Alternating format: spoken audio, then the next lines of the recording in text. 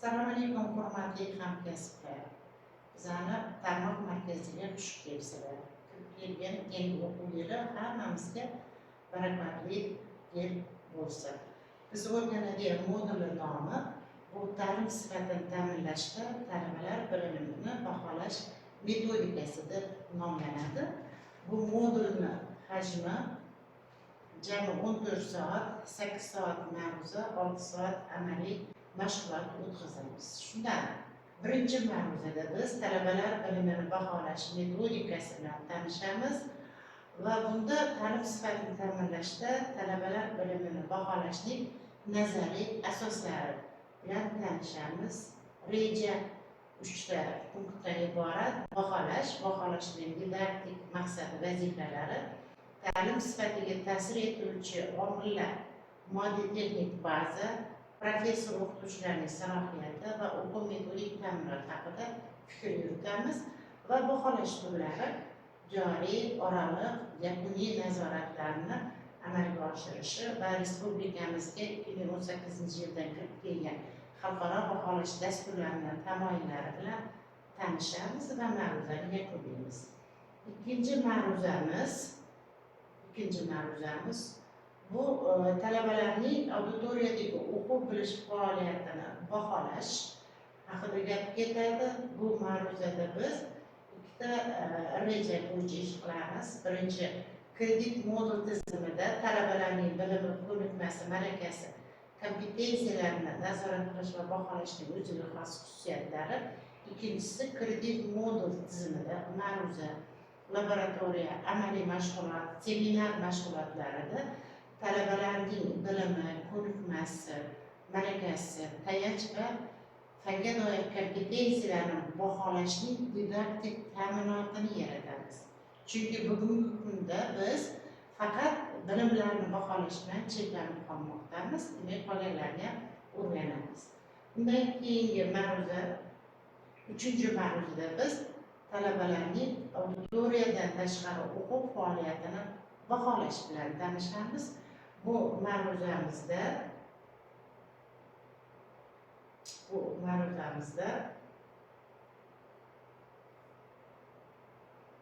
rejamiz 4 ta punktdan iborat.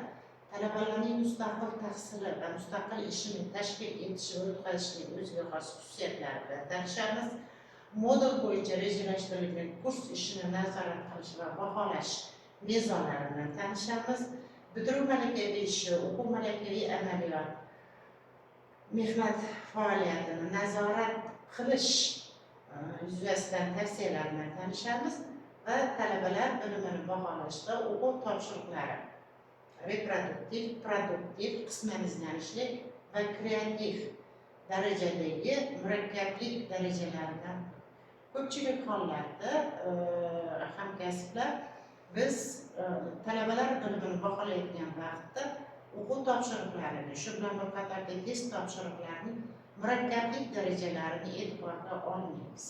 Va mana shu mavzuda biz aynan o'quv topshiriqlarini, test topshiriqlarining murakkablik darajalarini, masalan, reproduktiv darajadagi topshiriqlar qanday tuziladi, produktiv darajadagi topshiriqlar qanday tuziladi, qisman izlanishli topshiriqlar va kreativ darajadagi topshiriqlar va ularni baholashda qanday nisbat olinadi, o'sha haqida gaplashamiz. Va nihoyat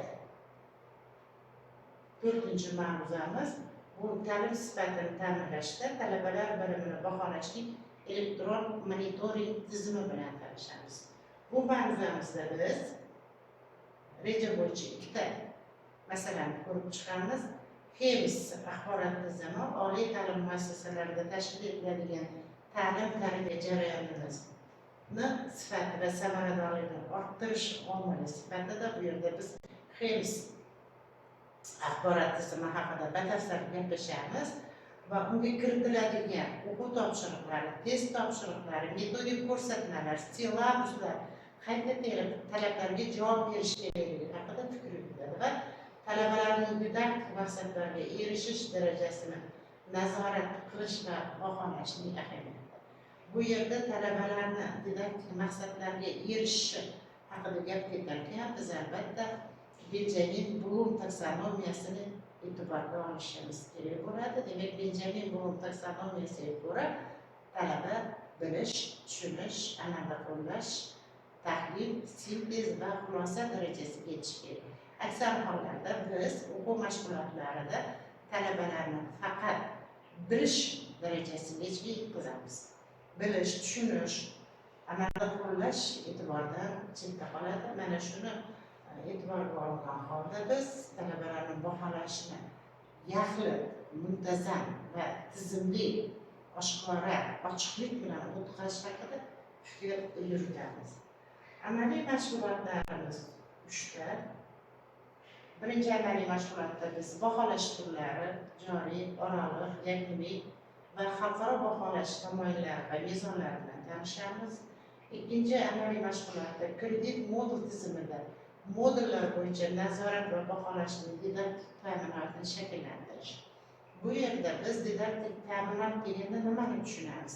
Didaktik ta'minot deganda aynan talabalarni joriy, oraliq, yakuniy nazoratlari uchun o'quv topshiriqlari, test topshiriqlarini tuzishni aynan Benjamin Bloom taksonomiyasiga ko'ra nisbatlarni e'tiborga olamiz. Uchinchi amaliy mashg'ulotlarda talabalarning auditoriyadan tashqari faoliyatini baholashning o'ziga xos xususiyati va didaktik maqsadlari bilan tanishamiz. Sir emas, hamma talabalarning mustaqil ishi va mustaqil ta'limini tashkil etayotgan paytda juda ko'p kamchiliklarga yo'l qo'yilmoqda. Bu kamchiliklarni oldini olish uchun biz mustaqil ta'limni, ayniqsa kredit modul tizimida 60 ga 40 nisbatni qanday amalga oshirishimizni ko'rib chiqishimiz kerak bo'ladi. Hozir biz modulning mazmuni, mohiyati bilan tanishdik. Ruxsatliklarimni birinchi ma'ruzamizni boshlaymiz. Ma'ruzamiz ta'lim sifatini ta'minlashda talabalar bilimini baholashning nazariy asoslari. 3 ta masalani ko'rib chiqamiz. Baholashning didaktik maqsad vazifalari, ta'lim sifatiga ta'sir etuvchi omillar, moddiy texnik baza. Moddiy texnik bazaga ko'z tegmasin. Hamma oliy o'quv yurtlarida axborot resurs markazlari tashkil etilgan. Va moddiy texnika baza uchun hamma joyda elektron dastkalar qilingan. Faqat o'qituvchining vazifasi o'zining salohiyatini rivojlantirib, ana o'sha didaktik ta'minotni ta'minlab berishdir. O'quv metodik ta'minot bu siz tomonidan yaratilgan o'quv metodik majmua va talabalarning qo'liga berilgan fan-festival sistema. Lekin eng afsuski, o'tdagi topshiriqlar, o'tdagi ma'lumotlar faqat bilishga qaratilgan.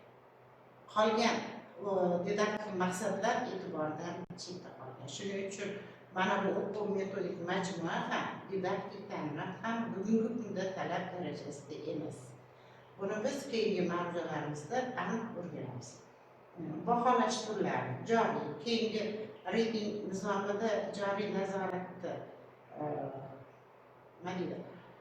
olib tashlangan, lekin baribir biz har kuni talabaning bilim ko'nikma malakasini nazorat qilishimiz kerak. Ayniqsa laboratoriya, amaliy, seminar mashg'ulotlarda. Ikkinchi tomondan siz hamkasblar tomonidan shunaqa savol tushmoqdaki, mana reyting tizimi bo'yicha 60 ga 40 qildik.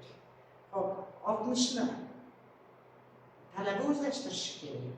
Uni qanaqa qilib o'zlashtirishni yo'lga qo'yamiz? Buning uchun albatta biz Benjamin Bloom taksonomiyasiga muvofiq kichik guruhlar uchun yoki yakka tartibda ishlash uchun o'quv topshiriqlarini shakllantirishimiz kerak. O'quv topshiriqlarini shakllantirgan vaqtda savollarning darajasiga e'tibor qaratishimiz kerak bo'ladi. Ya'ni 10 ta savolni faraz qilsak, 1dan 6 gachasida reproduktiv, produktiv, 7-8 bo'lishi kerak tahlil, sintez, 9-10 xulosaga bag'ishlanishi kerak.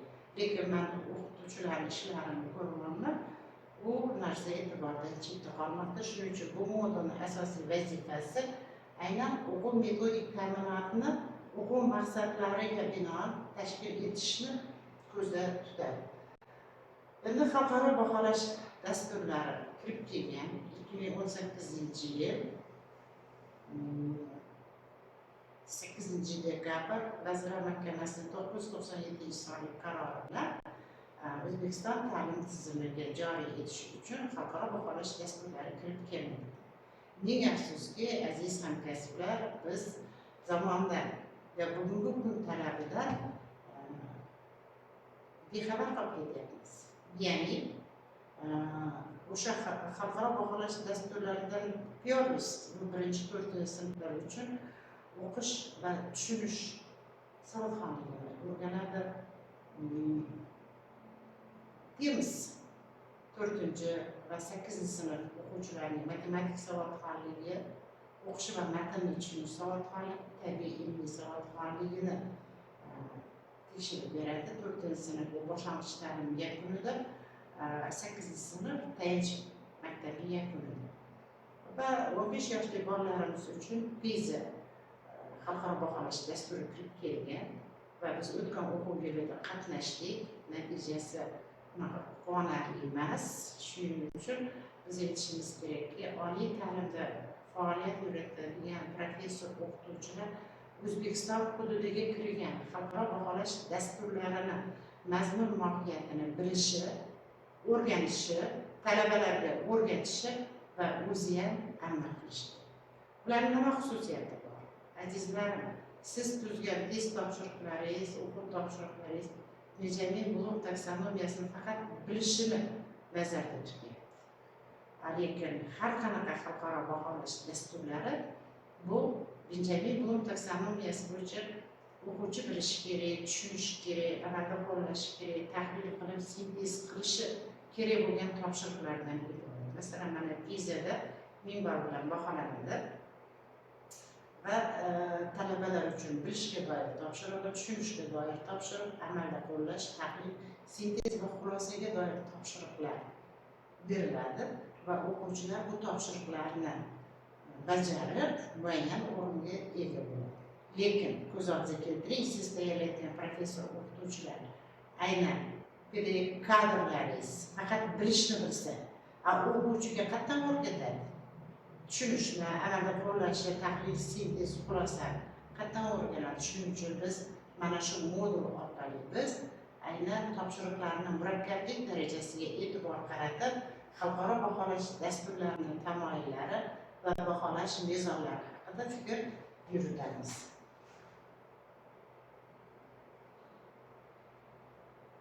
Nima baholanadi? Talabalarning kasbiy tayyorgarligi baholanadi.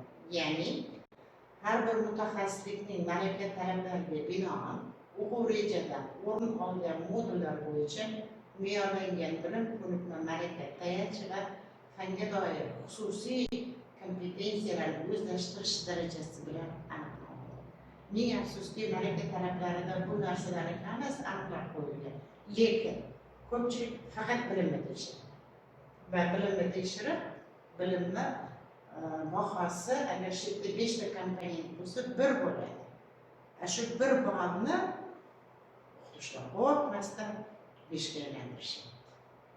Bu ta'lim sifatini, hattoki o'zlashtirishni ham bermaydi bu holat.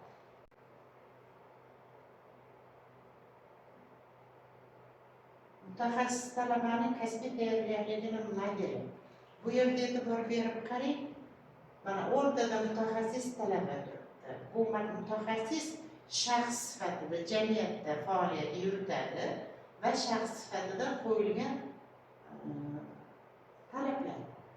Bu talablarni amalga oshirishdan avval mutaxassis talaba yuqori malakali, raqobatbardosh kadr bo'lishi kerak. Buning uchun u ijodiy faol, huquqiy me'yoriy savodxonlik, ijtimoiy faol, kompyuter savodxonligiga ega bo'lishi kerak. Lekin yuqori malakali, raqobatbardosh kadr o'z-o'zidan paydo bo'lib qolmaydi. Uning uchun biz kasbiy tayyorgarligini yo'lga qo'yishimiz kerak. Kasbiy tayyorgarlik o'z ichiga oladi ilmiy nazariy tayyorgarlikni, demak o'quv rejada bu kadrning nazariy fanlarni o'zlashtirishi, bu ilmiy nazariy tayyorgarlikni amalga oshirib beradi. Ilmiy metodik tayyorgarlik psixologik pedagogik tayyorgarlik hamda kasbiy sifat va fazilatlarni biz tarkib toptiramiz. Mana shu narsalarni kasbiy tayyorgarlikni tarkib toptirganimizdagina yuqori malakali raqobatbardosh kadr yuzaga keladi va ilmiy ijodiy salohiyatga ham e'tibor qaratishimiz kerak. Keyingi paytda 3-renessans qabul qilindi respublikamizda. Bu yerda fanlarni o'qitish metodikasini o'zgartirish nazarda tutiladi. Har bitta oliy o'quv yurtini oldiga davlat buyurtmasi, jamiyat buyurtmasi qo'ygan va ta'lim-tarbiya jarayonini biz modernizatsiyalashimiz kerak. Nima orqali? Zamonaviy o'qitish metodlarini qo'llash orqali, zamonaviy o'qitish vositalarini va zamonaviy o'qitish shakllarini qo'llab qo'yishimiz kerak.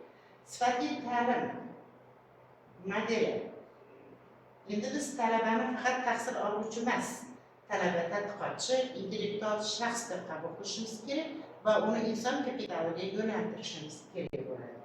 Sifatli ta'lim modelida o'qituvchi bu talabani tadqiqotga yo'naltiruvchi, o'zi ham tadqiqotchi, intellektual shaxs bo'lishi kerak. Aziz hamkasblar, agar siz mana shu talablarga javob bersangiz, bugungi zamon talabidagi ustoz sanalasiz. Agar bu yerda kamchilik bo'ladigan bo'lsa, masalan, tadqiqotchi bo'la olmagan bo'lsangiz, tadqiqot ishini amalga oshirishga harakat qiling va intellektual rivojlanishga o'ting.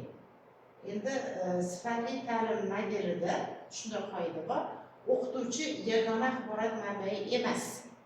Talabalarning mustaqil va ta'limini maqsadga muvofiq tashkil etishi lozim. Va biz o'qituvchilarni shartli ravishda darajalarga ajratdik. Masalan, adaptiv daraja bu endi pedagogik faoliyat boshlayotgan o'qituvchi funksional daraja. Demak, funksiyasini to'liq bajara oladigan daraja. Va mahoratli kadr darajasi bugungi zamon bilan hamnafas ishlayotgan va butun maqsadlarni amalga oshirayotgan ustozlar hisoblanadi va hamma o'qituvchi ustoz, moderator, o'qituvchi bo'lishga intilishi shart. Men bu borada aziz hamkasblarim sizlarga omad tilayman, omad yor bo'lsin.